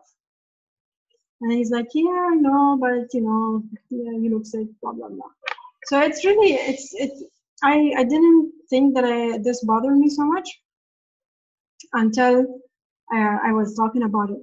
I was talking about for the next few days. I was like kind of laughing at it, but it really, I think, hurt me because I kept talking about it. And also my cousin's wedding was last week. And I didn't want to look very small because then I get criticized by all these guests, they might think I'm sick. So I ended up eating. I guess it's not this, it's not an excuse, but I think what made me break my Massive Fast weekly was starting with honey. I ate honey and I overate honey and I got cravings. So I would not suggest overeating honey. Yeah, I got cravings and I ate whatever I craved. So I broke it. And then I kept eating a few days after that and then got back on fasting and then I broke it. And so I've been on and off for the past 3 weeks, but definitely I know that I am way more balanced in every way when I'm on the master fast weekly. So I will still fast, but also I will eat once a week simply because I'm not ready to give up food right now. Not because, I mean, as I said, there are so many negative things about food, even on the master fast weekly that are not fun. But when we eat, I take it we easy. enjoy ourselves. You don't put. It doesn't feel good, It doesn't matter, but you still enjoy it. Don't put any guilt towards it. There's no guilt. You There's eat, no enjoy guilt. it, It's just and let it go, and continue to focus on your goals. I honestly, I believe one day of eating is way more than enough for me. Way more than enough. Having the food in my belly 24 hours is like, it's more than enough. And then it doesn't feel good. And that's why sometimes I'm thinking, okay, maybe I will just eat fruits, or maybe I'll just do liquids and save this headache of not feeling amazing after eating, or my colonics, very challenging colonics. Every time I did a colonic, I asked myself, why do I do this to myself? And why do I eat? Every time on Monday morning, in the past month or 2 months, every time, because it was extremely painful, then I would ask myself, why do I do this to myself? Wouldn't it be easier to just drink? But it's okay. So I will take my time, maybe a year of eating. I don't even mind eating cooked. And then, so I have a plan, kind of. The scientists are very structured. Yeah, why not? Totally opposite of me. It's it's good. So some of the things that I want to change, going back to master fast, I feel like I'm doing an experiment. I feel like I'm back in science, writing notes and stuff. Okay, so the things that I want to tips I want to add to my going back to master fast weekly is that I want to my daily drive. I didn't really stick to that very well when I was eating. So on Sundays I was just eating. I didn't care so much to make it 15-hour dry fast like I usually do when I'm doing the master fast. So that's one thing I know would help me to stop eating earlier, so that I would go to bed feeling okay, when not be eating all day.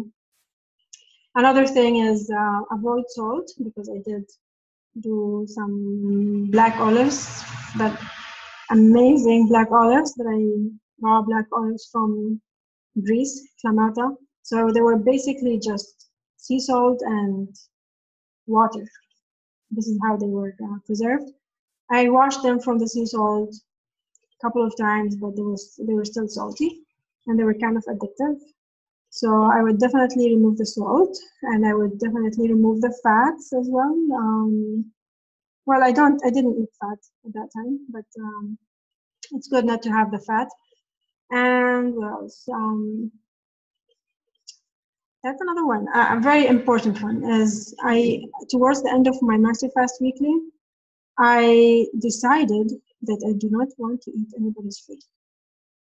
Like if I go to my sister's, I bring food for me and for them, and share it, and I'm not gonna touch their food. Does anybody know how much fat an olive has?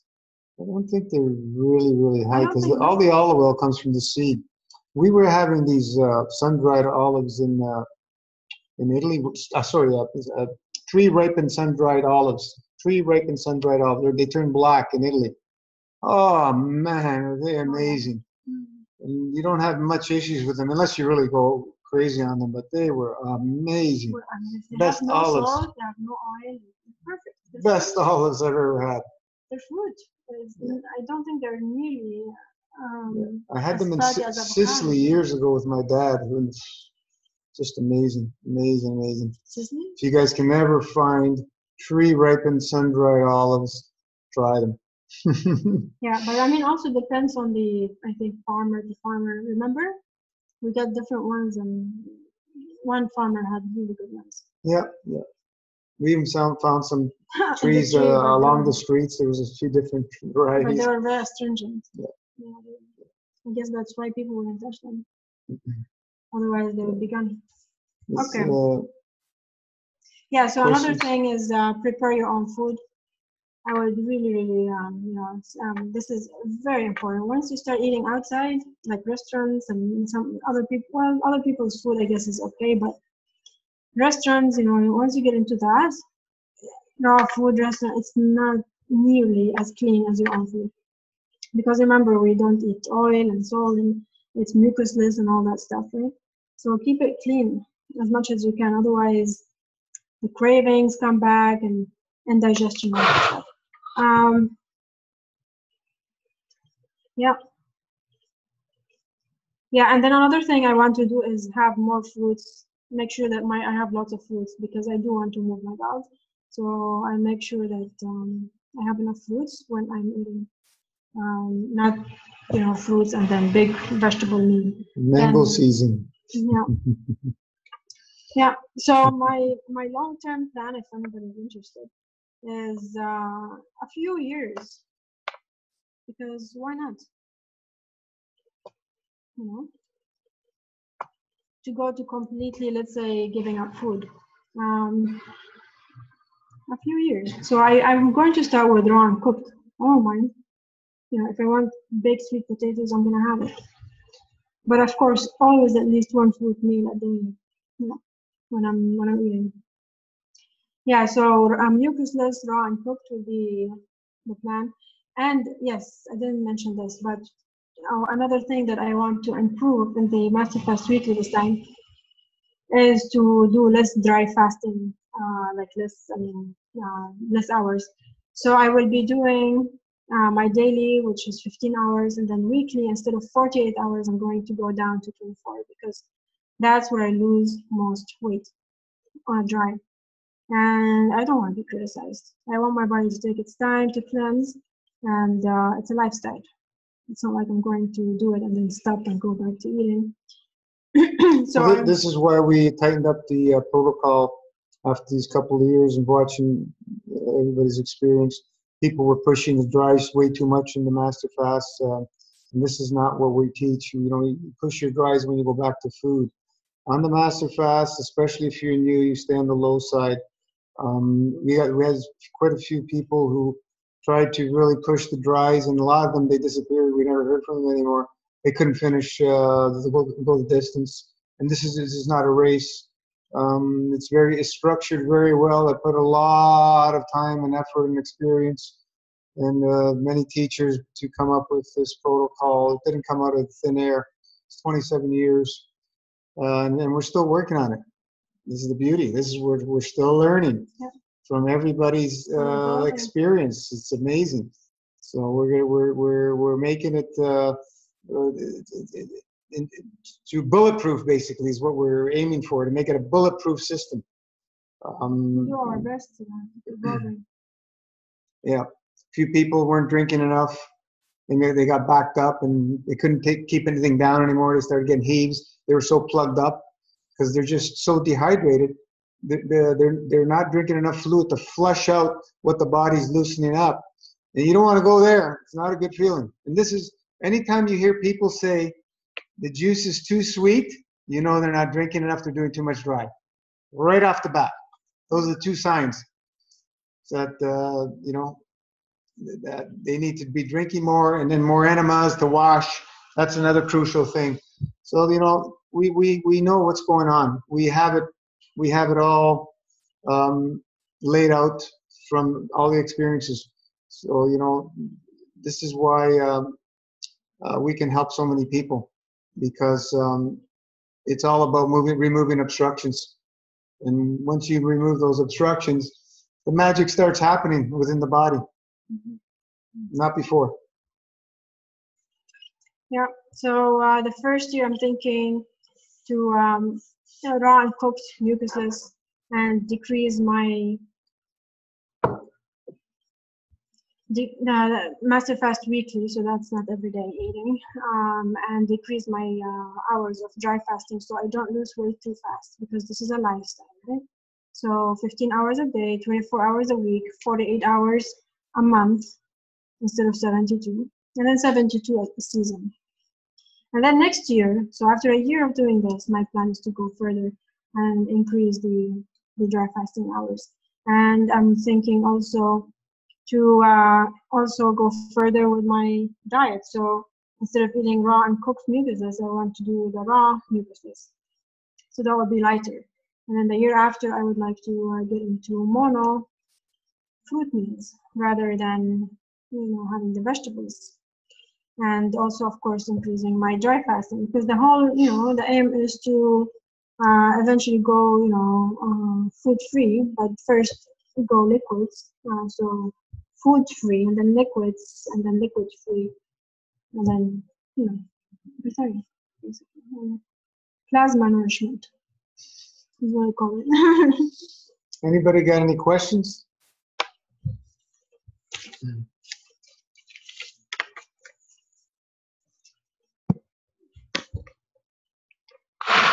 Oh, it's quiet. I can see on yours. Hey, Evo's back.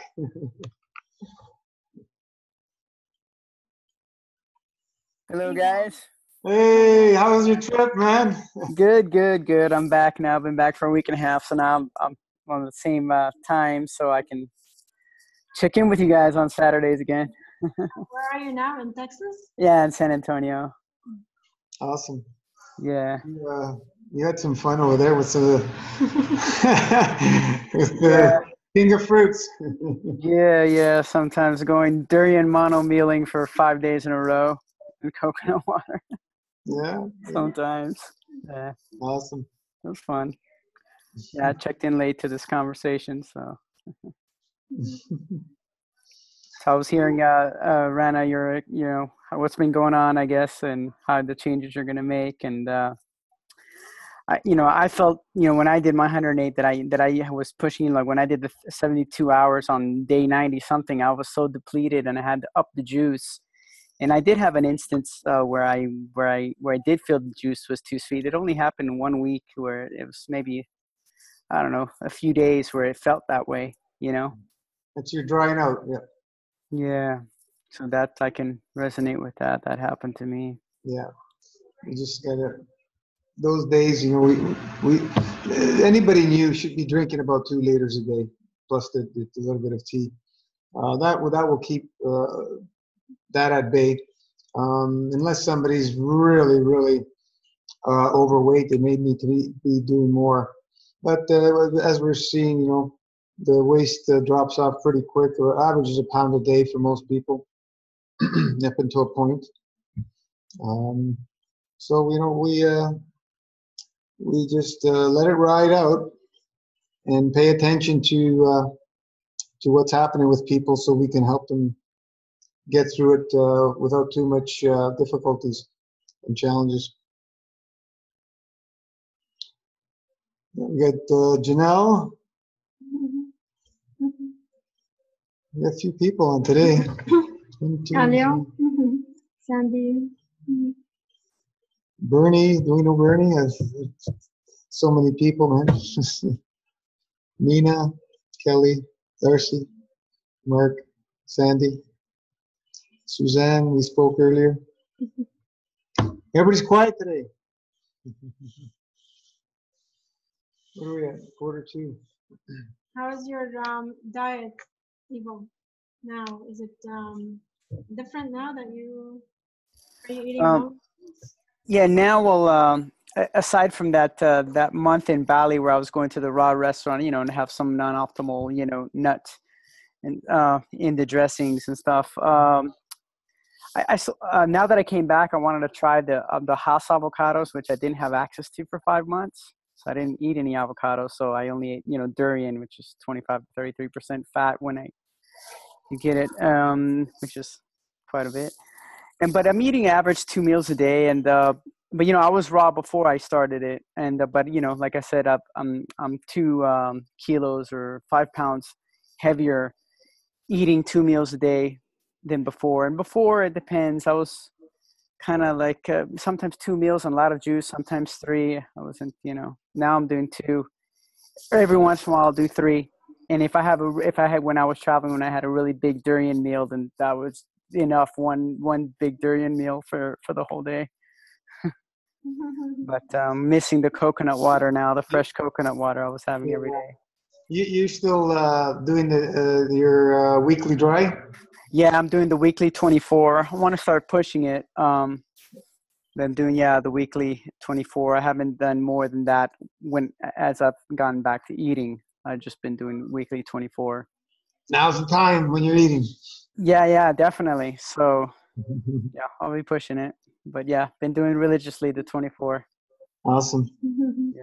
Awesome. Just think about at the end of the year, 1 day a week, that's 52 days of not eating. How much money do most people will save? 52 days of not eating. It adds up. Adds up. Yeah, Depends what you definitely. eat. It adds up. In 5 years, think about how much that will save. Just 1 day a week. You know, start getting into 2 days a week, you double it. 3 days a week, you triple that. I'm close to the 3 days a week consistently.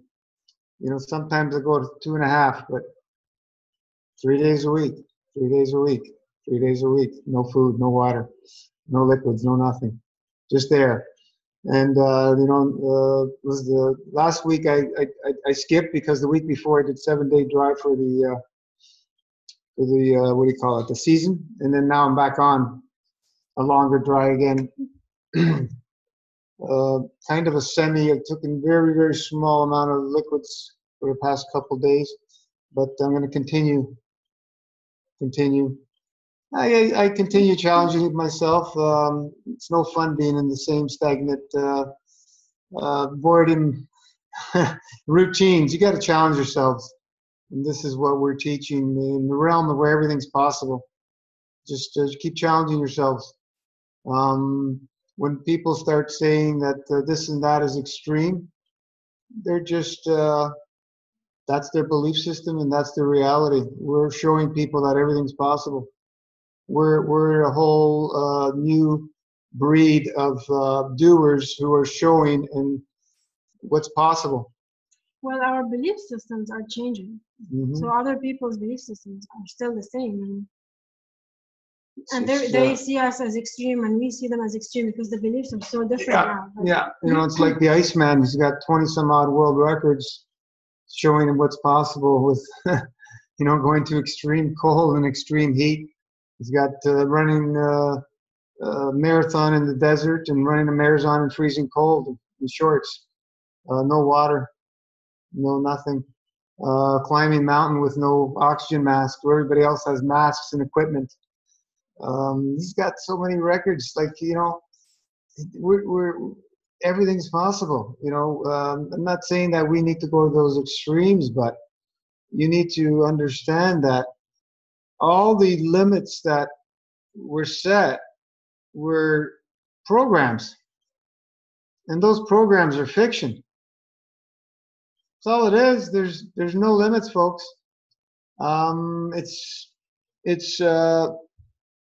It's very challenging for us that have not done it, some of these things. But as we push these boundaries, or what's a better word to use? Challenge ourselves to expand our boundaries. Maybe I'll use that. Expand ourselves to challenge ourselves to expand these boundaries. We can see that we get further and further and further as the weeks and the months and the years go by to anything we've ever thought was possible. Look how many people have done 108 days. I thought nobody was going to do 108 days. I thought I was the only lunatic. We got 70. How many now? 75. That's how that we know of people that have shared. I know there's a few others out there, if not quite a few others out there that don't share on the board. So, you know,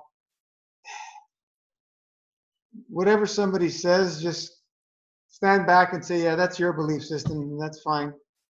Don't interfere with mine. Because that's, you know, just like when we're, you know, your parents are bringing children up. No, no, no, no, no, no, no. Can you imagine you say yes, yes, yes, yes, yes, yes to a child throughout his first 5 to 10 years? What's going to happen? You can walk through fire. Of course you can. Of course you can. But you have to have total confidence in your belief system that you can do it and he can do it. and then it's possible. If there's that one little doubt, he walks in there, your belief system is part of his belief system, and he'll burn. That's where it starts, folks. It's all the lineage of our ancestors is within us, and that belief system is within us in every cell. So we can add to those beliefs and the limits, or we can expand them. It's our choice to carry it on to our offspring. I mean, that's where I'm at. It's best to do it in harmony with other people's, we want to always respect other people's beliefs.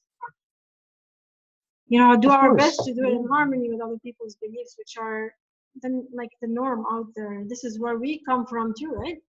Most of us, this was our belief system too. But we have evolved, and they don't understand. That's fine. So it's important that we do it in harmony with other people. Yeah. The first time I heard of Iceman a few years ago, and then I was in Italy. I go,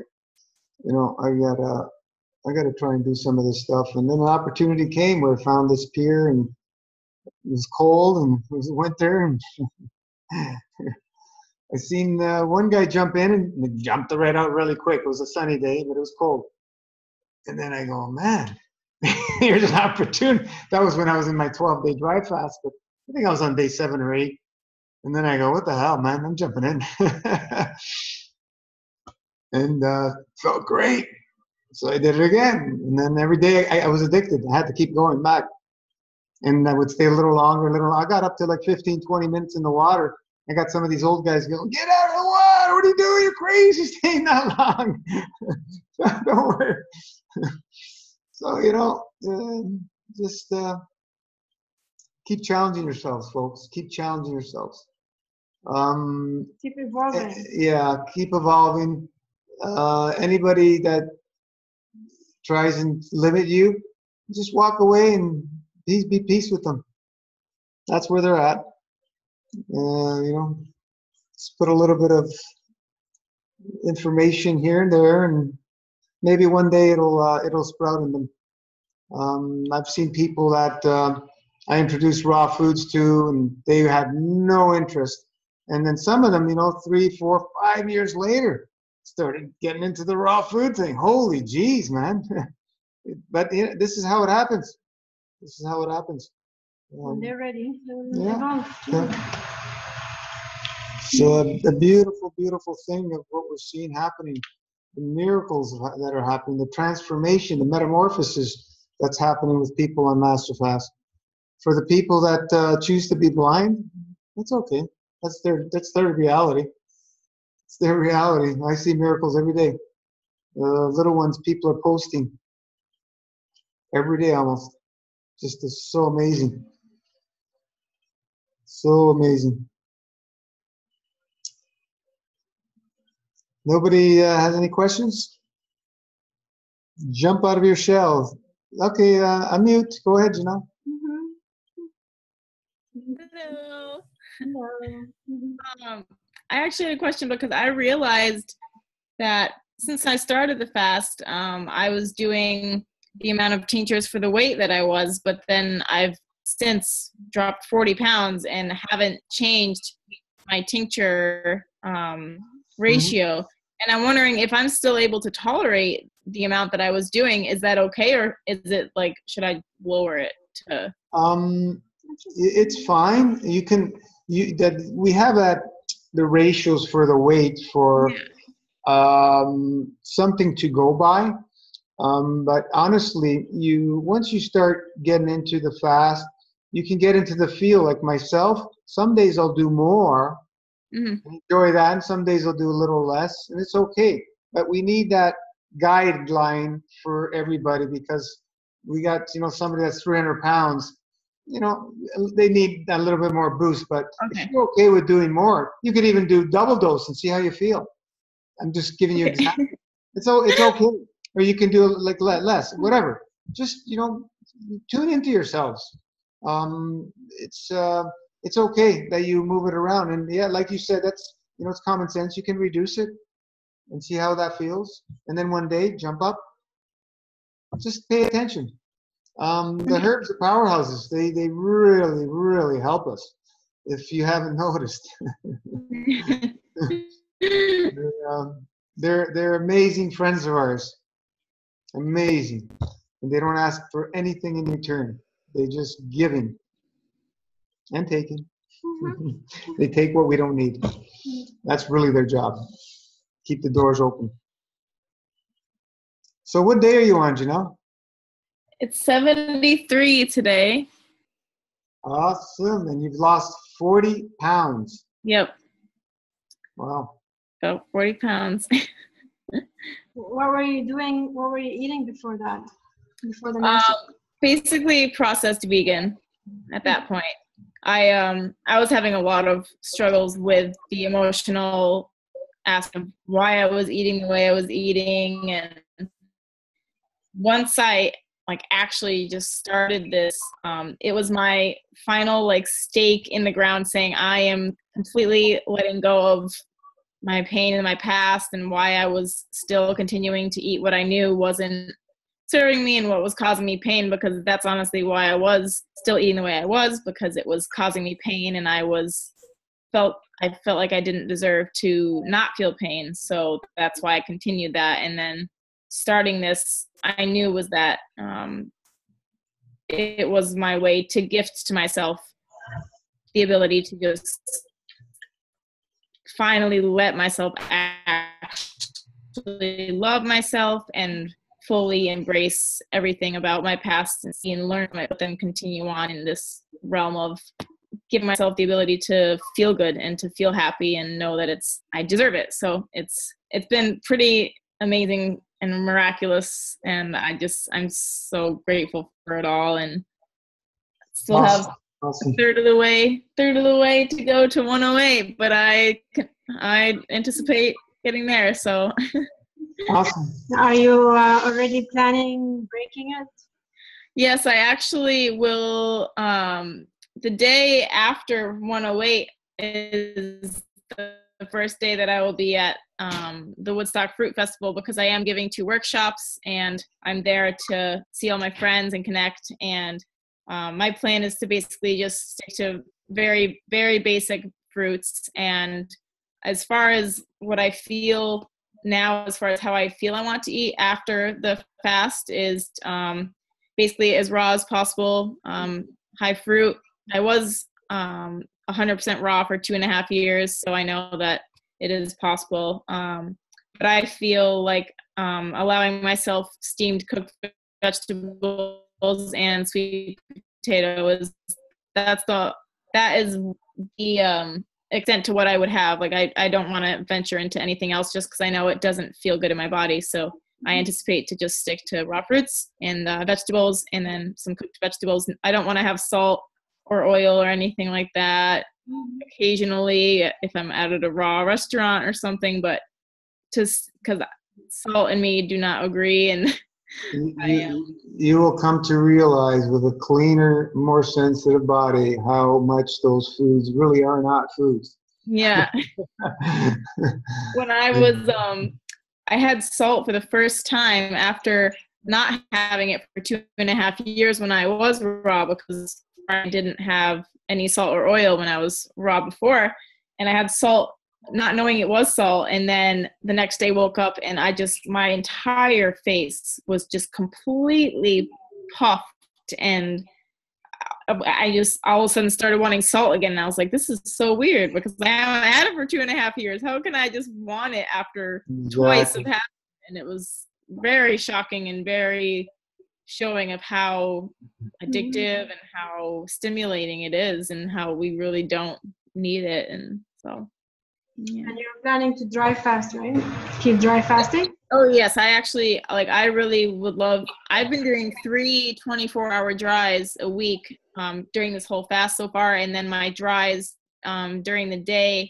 Whoa. 3 24-hour dries. Yeah, 3 24-hour dries a week. Lately, sometimes I've been having 2 dry 24-hour dries a week, but then almost a full 24 for the third one. Not in a row? Different days? 2. So I have Mondays and Tuesdays I do a 24-hour dry. I just end up breaking it for an hour just to get the dry mouth kind of going away, and then do another 24 after that little hour break. Just because of how my work schedule is, I've kind of like made it all around that and like seeing how I feel the best. And then when I'm on the days I'm consuming, I'm having an 18-hour dry normally, and then the 6-hour window of consuming everything. You're pushing, be careful. Okay. If you, like those signs I've given you, that you started getting heaves, that's getting too sweet, and you need to up your juice intake and so on and so forth, and lots of enemas. Yeah. Be careful with those signs. Okay, thank you. So the question here from, is that Nina? Mm-hmm. Read it. I have a question about raising our vibrations. It seems that everything I want is on the other side of doing this fast. Have you both noticed your vibration raising much higher the more you fast? Have you noticed the external world also corresponding to this rise in your internal vibration? Good question. I'm completely opposite on vibration as well, Nina. You won't hear too many things I agree with what's out there in mainstream. I've shared a lot about A = 432 tuning for music, and the world standard, international standard of music for a long time, since the 50s or something. It's been A = 440 hertz when they standardized it as a global pitch for music, so musicians can, you know, join together from wherever and they can play together, all tuned together. That was their excuse or whatever. There's many different theories and so on and so forth.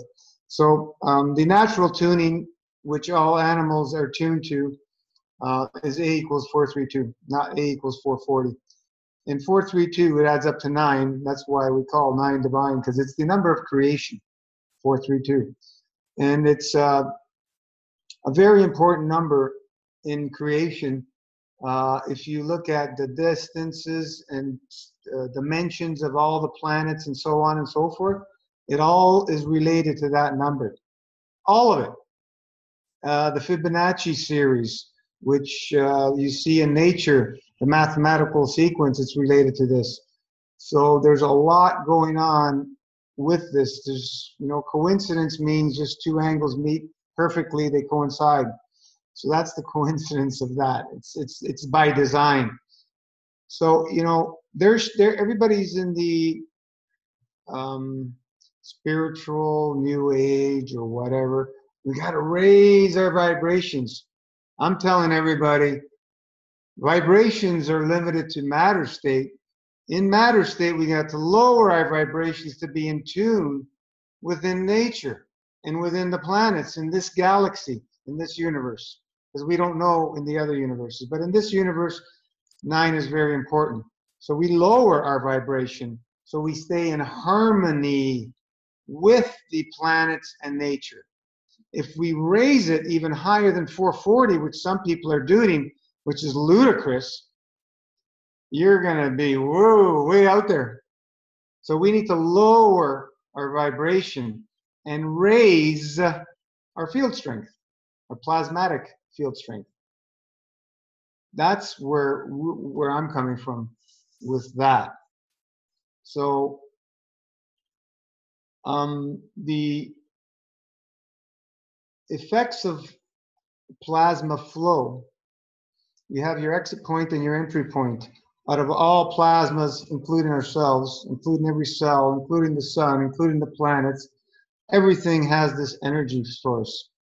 And the more you can tune into the center, which is the soul, which is, I've showed a picture of my brain scan, where the soul is. It sits behind the eyes. It's not the pineal gland. There's an empty small dot within the brain, right behind the eyes. And that's where the soul sits, looking out. That's why the saying goes, the gateway or the window to the soul is the eyes. And when people pass on, sometimes you'll see their eyes remain open because the soul comes out that way. through the eyes.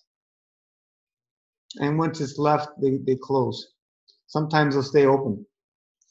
But, this is very important. That dot has the potential of many, many, many Hiroshima bombs. Many. You can't even calculate it, the power that has. And we have access to that. And this is what we're talking about when we say everything's possible. When we learn to tap into that through intent and emotion, everything's possible. You can stop a train, somebody falls in love, bang, they're across the planet to find their love. What's the driving force behind that? It's intent and emotion. I'm just giving you that little example, but to climb that mountain, to do this, to do that, to jump into it's intent and emotion is the driving force. And if we can harness and tap into that, everything is truly possible. We can travel the stars with or without this body. Whatever you want, it's your choice. It's your choice. So let's lower our vibrations. Let's connect into the harmony of nature and the universe. So there's no dissonance. They call it in music. You're in dissonance if you're out of tune. And when you're in dissonance, you're vibrating out of harmony, meaning there's a stress factor. If musicians are very good, I think Evil's, as you're a musician, they're very well tuned with the ear. They can hear the difference very finely because they've been training themselves to listen to tuning. Most people will not hear the difference, but they'll feel the difference. 440 is felt very much so in the head region. You can do it, example on YouTube, punch in a music that's the same song that's tuned in 440, listen to a 440, and then try and feel where you feel it. It'll be in your head. And then listen to the same song in 432. You'll feel it in the heart. So let's be in harmony. This is why, people are listening to music and so on. They believe in their love and everything. I'll give you an example. If you've ever been to a loud rock concert, you go home, the next day you wake up, you feel like you're hungover. It's not like you feel like you're hungover. You are hungover. Your cells are stressed to the max. I introduced a couple of friends of mine to the 432 tuning, Gibran and Cameron Lee. I've shared their music a few times. Amazing music. They hooked on to 432 right away, and they shared an experience with us. They're out in the East End in Pickering, Ajax, whatever. I don't know if it's a bar in Ajax or Oshawa that they regularly played at. And they told us, they shared a story with us when they played the first time in 432. All the other times they played there, and any other time any other band plays there, there's always fights at this bar. It's a very aggressive bar. First time they played in 432, there was no fights. And they thought that was really strange until they tried it again and there was no fights. And then there was another bar that they played at, which is also kind of an aggressive side. And that's the first time we went to see them in 432. And there was no fights. And we were paying attention to the body language of people because it was the first time we actually seen a band playing live in 432. And I've shared my friend Brian, who taught me of this, 30 years research on 432. His website's omega432.com. And he was with me. And that was the first time he actually seen a live band playing. And he's a musician because he was trying to share this information. Everybody's closed-minded to it. And, when we seen the body language of people, it was more in a loving, relaxed state, them playing in 432. It was an amazing thing to watch. And I have another friend who plays in a rock band, and then he picked up the 432. He used to play on the weekends, sometimes 1 or 2 nights, and he'd be hungover, completely burnt. Now that he plays in 432, he doesn't have that issue anymore. So funny, so strange. It's not when you understand. My sister's an opera singer. I shared a song that she just did with Max. It's in 432. First time I introduced her to the information, she would share the information that when she had to do a recital, she'd have to practice all day to warm up her vocal cords. So I went over that one day and we did a couple of experiments, and right away she noticed that singing to 432 tuning, there was absolutely no stress factor in the vocal cords. None. And she was shocked. So, we can argue the fact that it's all, what's the word they look at? Conspiracy, blah, blah, blah, and everything. Or you can look at the answers are in plain sight, folks. You don't need to listen to me or anybody else. Try it on singers. Try it on this. Try it on that. Plants. We've tried things on plants. 432, they grow amazing. Way better than they do in 440. Animals, we've charged water. We did a lot of experiments, Brian and myself and another few friends of ours. This was about 7 years ago or so. We did a lot of experiments over a 2-year period, and we found that every single time we used 432, no matter what experiment, it was way better results in anything. Animals, right away, they went to 432 tuned water. You have 2 separate waters, same bowl, right away they go there. Same thing with the plasma. Right away they go to the plasma water, because we're talking about the same thing. 432 is actually in a plasmatic state because it's the number of creation. It's a wonderful thing when you start fasting and start listening and start asking the proper questions. The answers show up in plain sight. You don't need to go out there. So I challenge you to look for the answers in plain sight, especially when you're fasting. Ask the proper questions and the answers will show up.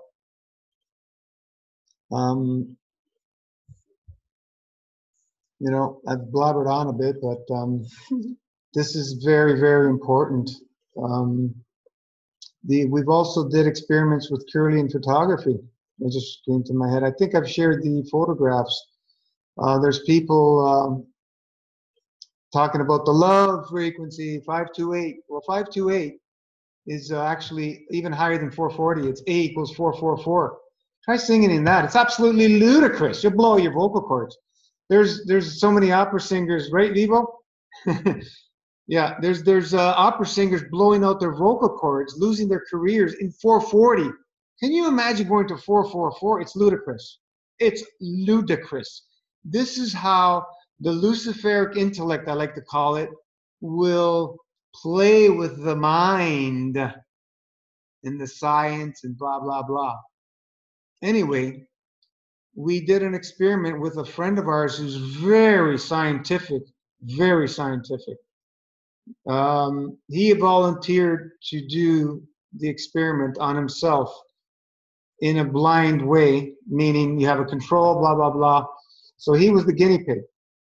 My friend and myself would tune the water, hit it with frequencies that he didn't know about. He was in another room. He would come into the room. He would take a sip of the water. He would go into the other room, have the Kirlian photography done. A few minutes later, come out. We'd have another frequency water tuned. He would take a sip and go in. Anyway, the first one, I think the first one was 528. He came out, he took a sip of the water, and his face went, oh boy. That's exact his words, what he said, oh boy. He went into the room, came out. Anyway, at the end, when we seen all the photographs all marked, the 528 shattered his aura like glass. Like glass. It had all open holes in it. Then 440, it was still pretty bad. I think we did 440 first, and then we did 528. I don't remember exactly. But the 528 was really bad. 440 was bad. And then we did 432 at the end, after we doing a whole bunch of experiments. The woman in there was going, I don't know what you guys are doing. I've never seen anything like this. Somebody being able to change aura in that quickly in a few minutes. She was freaked out, actually. Anyway, 432 didn't completely close all the holes because we bombarded them, but it healed them pretty good. And it took them a few days to come down after that. This is how much damage those frequencies did to us. And when I say people mentioning 528, I give them the information. I say, listen, whatever you do, you're not sharing it on this board. You can go play with it, whatever you want. I'm going to give you this information. 528 shatters aura like glass. Believe whatever you want. You're not sharing it on my board because I know what it does. And this is my stance to it because we've done the experiments, and it ain't fun. It ain't fun. Just listen to music in A432. You will experience much, much more pleasant feelings when you do.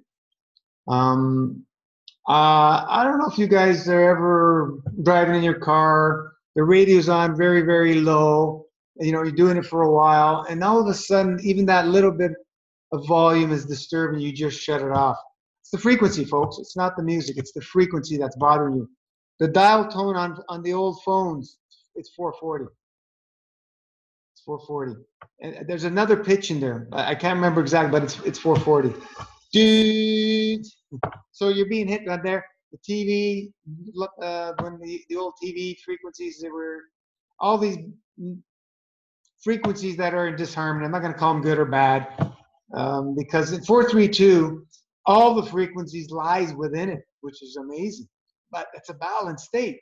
When you pull them out, an individual like a 440 or 528, think about it as an extraction of chemistry like a vitamin or mineral. They're stimulating. That's what these frequencies do. They're stimulating. Oh yeah, I feel good, yeah. And then you crash after. So maybe people, you may, I think you know about, you've experienced some 432. You maybe want to share a few minutes that we've gone over, but maybe you can give your insight, not talking only from me.